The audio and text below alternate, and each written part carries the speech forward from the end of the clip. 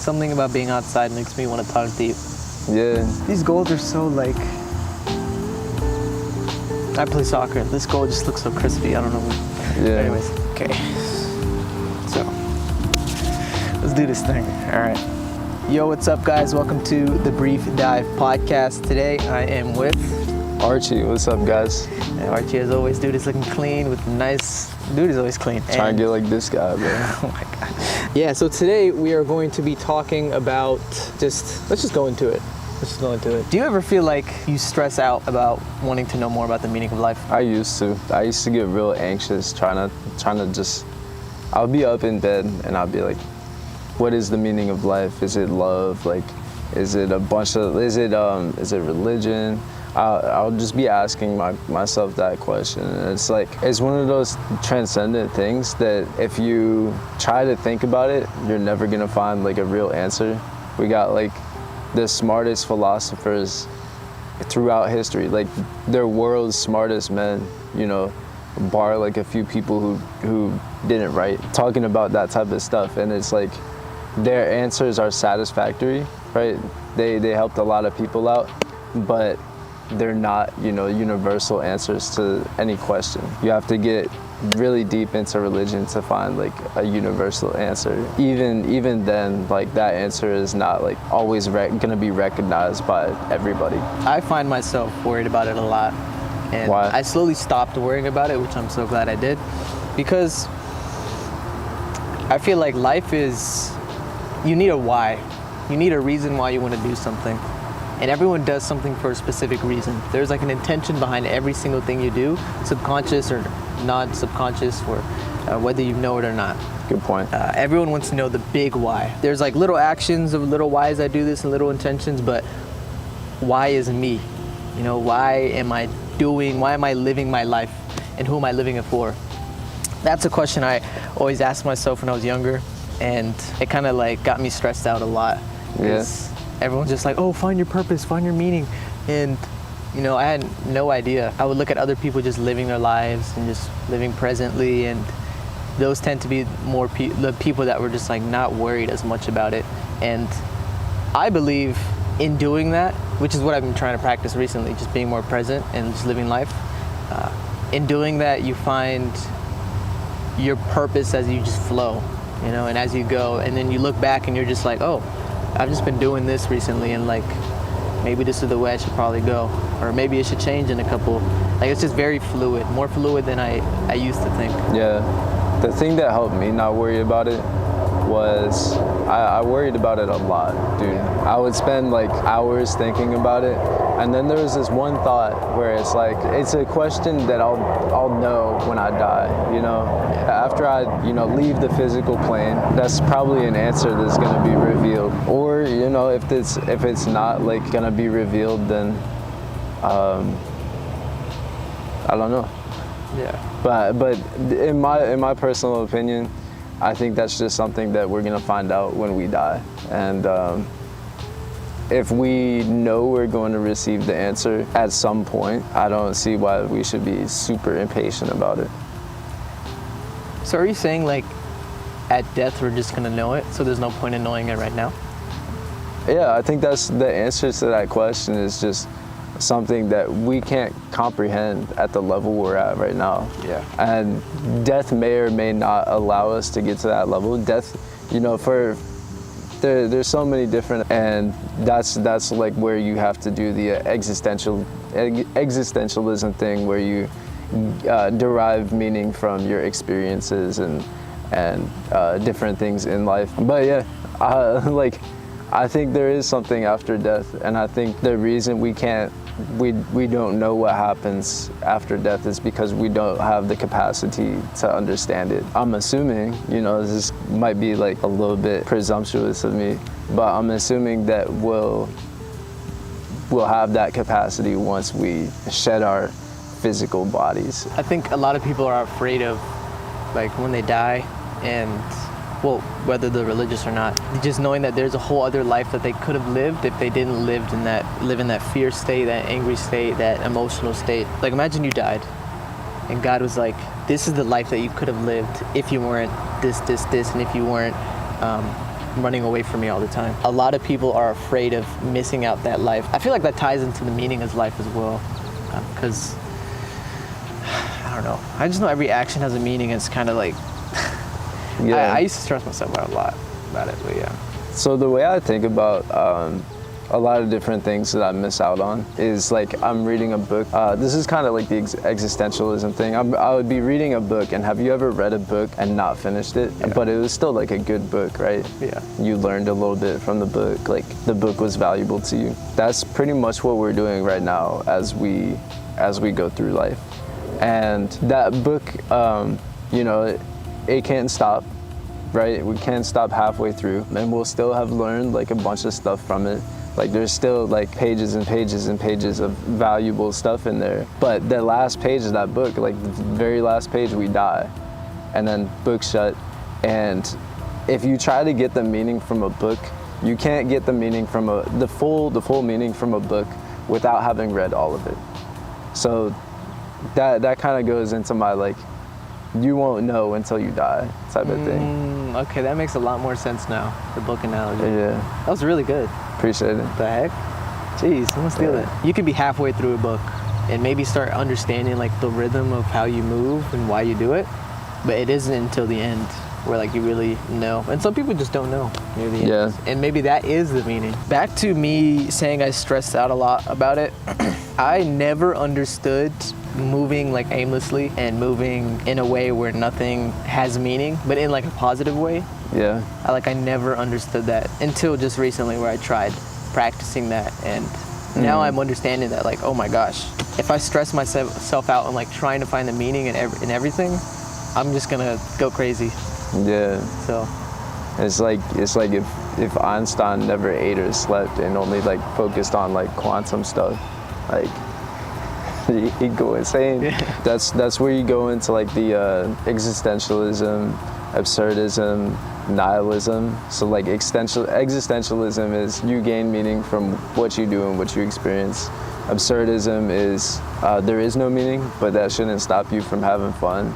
And nihilism is like you shouldn't care about meaning because there is none.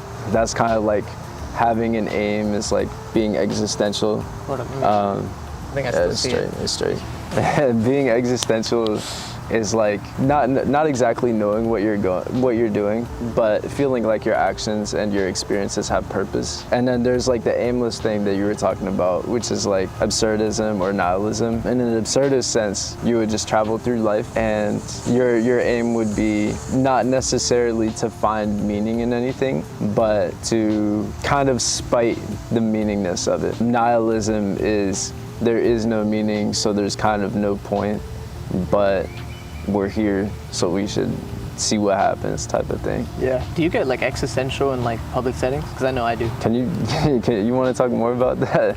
I don't know what context you're talking about. Like I don't if you're- really. Like I was at a fair one day, or carnival, and I just got mad existential just about life. It's like, yo, we're all just like, everyone was just like running and laughing and playing. And I was like, yo, we're all like beings, and like everything that we're doing right now, it's just temporary. Yeah. And one day it's all gonna end for each and every one of you guys, including me. And I was just like scanning the room, scanning the world, the whole carnival, and I was like, yo, I get like that in like huge public settings where I just see everyone feeling, especially when everyone feels the same emotion. It just, I don't know.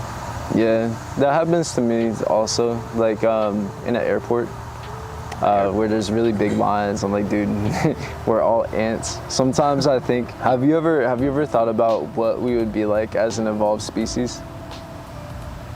I had this conversation with someone 2 days ago, sort Yeah. of. Well, what do you think? Like, I know we would be, like physically and intelligence-wise and mental. Yeah, just like what life would look like for like a 40,000 AD human, like assuming we make it that long. We would look completely different. Yeah. We would be a lot more intelligent, a lot more wiser, but Yeah. like wiser in like a fourth dimension. On some mega mind. Yeah, we get wise by like age 80. Imagine Yeah. 80,000, bro. That's like 80,000. What the math? Chill. But that's just that much more wise. But yeah, that's what I kind of thing. How you think we would get there? Like by just sharing knowledge and experience, like telepathically or something? Like get to that age? No, to get to that like wisdom, just like spawn in with like insane mega mind level wisdom. Well, because wisdom is only built through like the time rather than just being with someone who is wise. Although you do gain from someone who is wise, I feel like natural wisdom is built through actually living those 80,000 years and like being there and existing. Oh, so you're saying we would be like, I guess you could say we would live to like super ancient like ages. Like there would be people walking around that are like 3,000 years old. Like off in dust and everything? No, just like look exactly like you and I, just be 3,000 years old. Like technological advancement type of thing. Ooh. That's scary to think about. I don't know. That'd be kind of sweet, dude. I feel like there's probably some people that are walking around that are actually 3,000 years old. Nah, no way. There'd be some things out there, bro. I don't want the government to take this video down, but I low-key think there'd be some individuals. Yeah? I think there's individuals here, bro. They're like time traveled? Yes. Have you know the prank? You walk into a room and you're just like, yo, bro. What year is it? They're just like, oh, 2024. You're like, oh my gosh, and then run out the room. Yeah. I'm gonna start doing that prank to people. But yeah, there's like like who's Muhammad Ali? Someone in the back had like an iPhone, and iPhones never existed. So there's like little stuff like that, and there's like videos, photos, and oh, this is gonna be trippy. Hear me out on this. All right.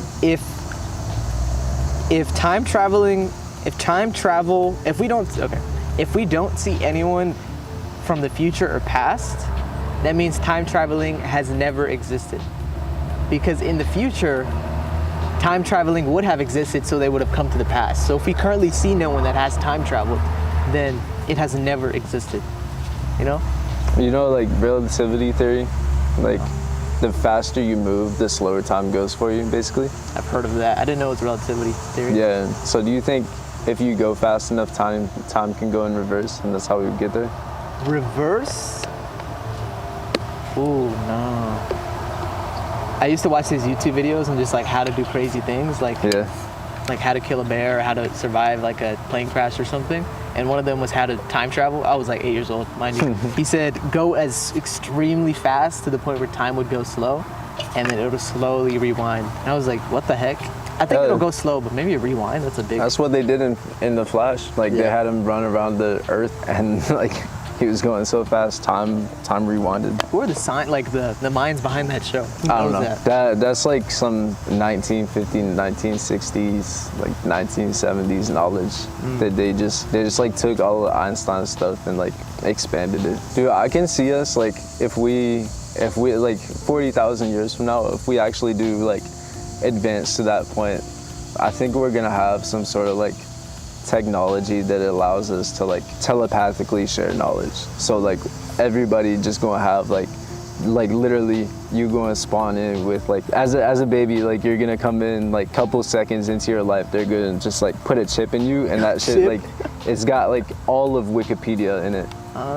Like, or you know what I mean? Like it's got the entirety of human knowledge that can be like compiled, and everybody's gonna know the same stuff. Like we're gonna be pretty much homogenized because we're gonna be like 40,000 years of just global. How long do you think the world's been like a global community for? Like, do you think it's reached global community yet, or no? Define global community. Like everybody has the opportunity or the potential opportunity to come in contact with each other, whether it be face or face or like virtually. Oh, no, we have not reached that. No? Not 100%. Yeah, but we're pretty close. good. We're pretty close. Yeah. I'm only saying not 100% because I know that there's always room for improvement. Yeah, the what is it, Sentinel Island people? Oh, yeah. Yeah. Do not mess with these guys. I don't think our brains are mentally capable of having that much knowledge in our head. Like I know the brain is a very, very powerful muscle, but an overload of that information, and especially like wisdom all at once, that's why it has to be built through time, and information has to come in through time. Yeah. Like a computer, if I shoved everything all at once into my computer, it's going to crash. or it's just not, I just can't handle that. So, what? I thought of something funny. Don't worry about it. But yeah, that's what I was thinking when you said it for me. Just like the circular loading thing, just on our forehead. Well, I wanted to ask you, what's your meaning? Like, what would you say, like the closest answer that you could give for the meaning of life is? Like, where are you at? I'm at the meaning of life is figured out later, figured out as you go, and it's okay if you don't know all of it, kind of thing. What are you deriving meaning from right now? I pray and then I ask. Every action I do, I just try to find the intention afterwards. Like, why did I do that? Where has this led me? Who has it helped? Yeah. So tying all those little blocks together kind of helps me imagine the meaning. Yeah, finding the value in everything you do. Yeah. Is there anything that is like a little bit less difficult to find the value in? Like, you do something and like, it's like you naturally have like a sense that it was valuable versus you do something and you have to try really hard to find it. It really be the peaceful, blissful moments where like I'm taking a step back, where it's just so easy to, like Steve Jobs, I think he said a quote where it's easy to connect the dots until afterwards. You can't really connect the dots when you're going through the situation. But when you're done, you can look back and see all the pieces and why they were placed there and how they connect and how they made you who you are right now. So that's kind of where I picture meaning and purpose. It's only found when you look back. So people who go into college, they're just like, I need to find a path and I need to find meaning right now as we speak, so I can set myself up for 5 years from now. And they say that like the sooner we find meaning, the more blissful our life will be and the more fulfilling our life will be. So what do you have to say to people who think that way? You run into that a lot in college. I certainly did, and I can say for sure that I haven't actually found my path yet. There's a couple things that I want to do, but you know, it's not an absolute guarantee that they'll work out and I'll be doing it for the rest of my life type of thing. But you know, I'm okay with that. It used to cause me like a little bit of stress, but it's one of those things that as you go through life and you gain experience, there could be an experience that leads you to say, oh, this is what my path is gonna be. Say for example, I'm kind of a plant type of guy. I like things that grow. And one of the experiences that led me to enjoy plants so much was I would go to the botanic garden, and there was one time where I would spend hours in there, right? There was one time where I was in there like sketching plants. One of the workers there came up and they were like, hey, I think it's really cool what you're drawing. You want to see some cool stuff? And they showed me a bunch of cool plants. There's this, have you heard of Mimosa pudica, the moving plant? It's basically a plant that has leaves that look like fingers, right? And it's a very ancient plant. If you hit it, it'll go like this. Like it'll slowly like retract its leaves and like kind of, it'll be flat like that and it'll just come in to protect itself. And that evolved. The lady told me the reason it retracted its leaves is dinosaurs, like millions and millions and millions of years ago, like ancient organisms older than dinosaurs would brush past it and they're like scaly and stuff or whatever. And they'd lose their leaf, damage the plant. So the plant evolved to protect itself like that.